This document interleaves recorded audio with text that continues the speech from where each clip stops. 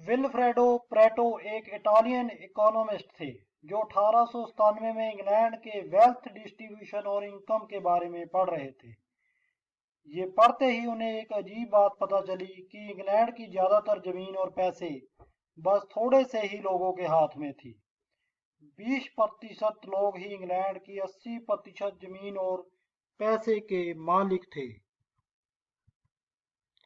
इस बारे में और रिसर्च की तो उन्हें पता चला कि ये रूल ना कि दूसरे देशों और दूसरे टाइम में भी सच थी, बल्कि ये बात पैसे को छोड़कर दूसरी चीजों के लिए भी सच थी। उनकी खुद की गार्डन में जहां पर 80% मटर बस 20% पी पौध से निकल रही थी, तभी ये प्रिंसिपल बना जिसे हम परेटो प्रिंसिपल या 80-20 प्रिंसिपल भी कहते हैं, जो कि हर चीज में अप्लाई होता है। दुनिया की 80% दौलत केवल 20% लोगों के पास है, जबकि 20% दौलत 80% लोगों के पास है।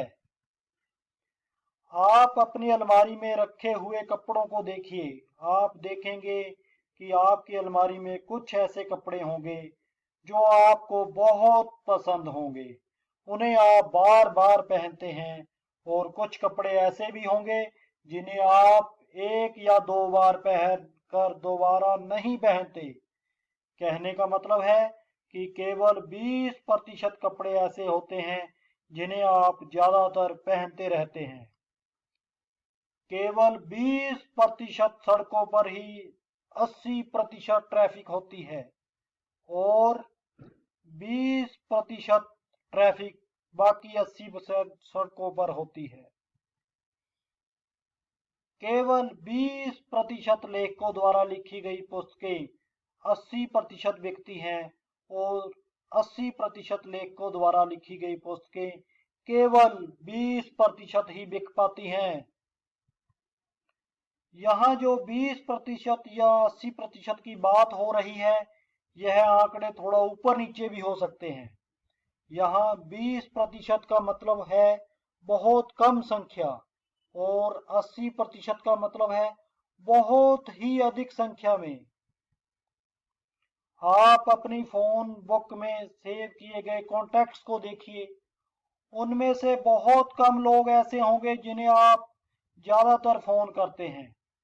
कोई एक या दो लोग ही ऐसे होंगे जिन्हें आप रोज बात करते हैं। ज्यादातर लोग ऐसे होंगे जिन्हें आप जरूरत पड़ने पर, कोई काम करने पर ही फोन करते हैं। आपका फोन पर बात करने का 80% समय केवल 20% लोगों से बात करने में ही लगता है। 80% लोगों को आप केवल जरूरत पड़ने पर ही फोन करते हैं। स्टॉक मार्केट, शेयर मार्केट में भी ये बात सच है। स्टॉक मार्केट में से जितना भी मुनाफा कमाया जाता है, उनका कारण कुछ इम्पोर्टेंट फैसले होते हैं जो आप सोच समझकर कुछ खास शेयर खरीदते या बेचते हैं। अगर आपको घाटा होता है तो वह भी सभी फैसलों के कारण कभी नहीं होता, वो आपके कुछ ही गलत फैसलों के कारण होता है। कहने का मतलब है कि आपकी 20% सही या गलत फैसले स्टॉक मार्केट में आपके 20% 80% परिणामों को निर्धारित करते हैं। पढ़ाई के बारे में, स्टडी के बारे में भी यह बात सच है। मेरा एक दोस्त था जो सारा दिन और कभी कभी पूरी रात जाग कर भी पढ़ाई करता था, और दूसरी तरफ एक और दोस्त था जो दिन रात मिलाकर अराउंड 4-6 घंटे ही पढ़ाई करता था। परंतु जब रिजल्ट आते थे, तब मेरे दूसरे दोस्त जो कम पढ़ता था उसके मार्क्स पहले के बराबर या उससे ज्यादा ही रहते थे। वो समझता था कि वो ज्यादा पढ़ाई नहीं करता, लेकिन मेरा पहला दोस्त इसका यकीन नहीं करता था। मुझे पता था कि दूसरा दोस्त सच बोल रहा है।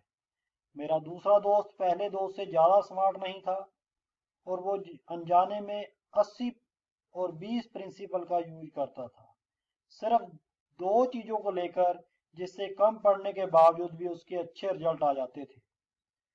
पिछले सालों के क्वेश्चन पेपर और टीचर से जो इम्पोर्टेंट क्वेश्चन रहते थे वो पता कर लेता था, फिर उन्हें ही एकदम अच्छे से याद कर लेता था और उसके बाद दूसरे क्वेश्चंस पर फोकस करता था।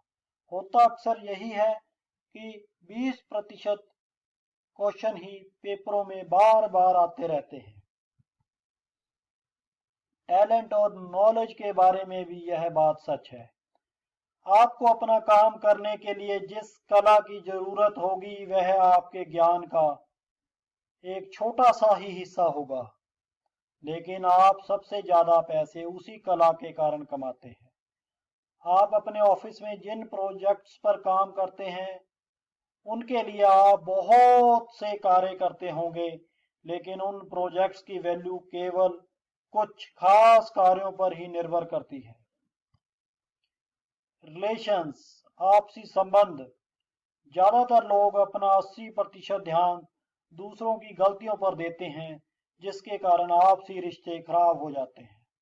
अगर आप अपना 20% ध्यान दूसरों की अच्छाइयों पर, उनकी अच्छी बातों पर लगाएंगे, उनके द्वारा आपकी की जा रही केयर पर लगाएंगे, तो आपके रिश्तों में जादू जैसा सुधार दिखाई देगा। इस प्रिंसिपल के अनुसार आपका 80% हैप्पीनेस और फुलफिलमेंट सिर्फ 20% दोस्तों की वजह से आता है। इसलिए बहुत सारे ठीक ठाक दोस्त बनाने और उनके साथ टाइम स्पेंड करने से अच्छा है आप बस उन 20% दोस्तों के साथ टाइम स्पेंड करिए जो आपको सच में हेल्प करते हैं और उनके साथ टाइम स्पेंड करके आपको भी मजा आता है। यही आपका टाइम बचाएगा। नोट टू डू लिस्ट बनाइए। कुछ बुद्धिमान लोग एक नोट टू डू लिस्ट बनाते हैं जिसमें वह उन सभी कार्यों को लिखते हैं जिन्हें करना जरूरी नहीं है और जिन्हें करने से समय और ऊर्जा व्यर्थ होती है। यह फैसला करना बहुत आसान हो जाता है कि कौन से कार्य इम्पोर्टेंट हैं और कौन से नहीं। इससे आपका बहुत सा समय बर्बाद होने से बच जाता है। सेटिस्फैक्शन इन लाइफ, जीवन में संतुष्टि। 80-20 प्रिंसिपल आपके जीवन में आपकी संतुष्टि पर भी लागू होता है। आप अपने जीवन में बहुत सारे लक्ष्य और बहुत सारी चीजें हासिल करना चाहते हैं, लेकिन उनमें से कुछ ही आपको खुशी और मन को शांति दे सकती हैं। आपको अपना समय और ऊर्जा उन्हीं चीजों पर खर्च करनी चाहिए जो आपको असली संतुष्टि प्रदान कर सकती हैं। Focus on main things. अगर आप अपने जीवन के 30 साल रेगिस्तान में गड्ढा खोदने में भी लगा देंगे तो कोई आप पर ध्यान नहीं देगा। दूसरी ओर अपने जीवन के वही 30 साल अगर आप किसी बीमारी का इलाज ढूंढने में लगाएंगे तो आपके काम को पूरी दुनिया में सराहा जाएगा और उसको इम्पोर्टेंट समझा जाएगा। Aim of life, goal of life. 80-20 का सिद्धांत हमारे लक्ष्यों पर भी लागू किया जा सकता है। फोकस ऑन लिस्ट बनाइए। आपको अपने लिए लिस्ट बनानी चाहिए। लिस्ट का नाम रखिए फोकस ऑन लिस्ट।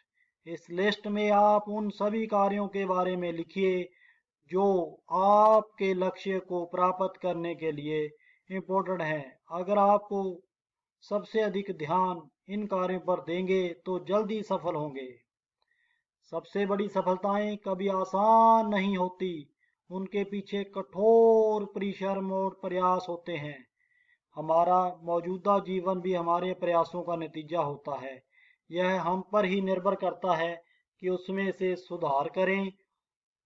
जो भी हम कर रहे हैं या करना चाहते हैं उसमें अपना श्रेष्ठतम संभव प्रयास करना चाहिए। 80-20 प्रिंसिपल हमें यह नहीं सिखाता कि हमें काम नहीं करना है, यह हमें सिखाता है कि हमें क्या काम बंद करना है और किस काम पर ज़्यादा फोकस करना है। हमें बहुत कम रिजल्ट्स दे रहे कामों को छोड़ना है और ज़्यादा रिजल्ट देने वाले कामों को करना है।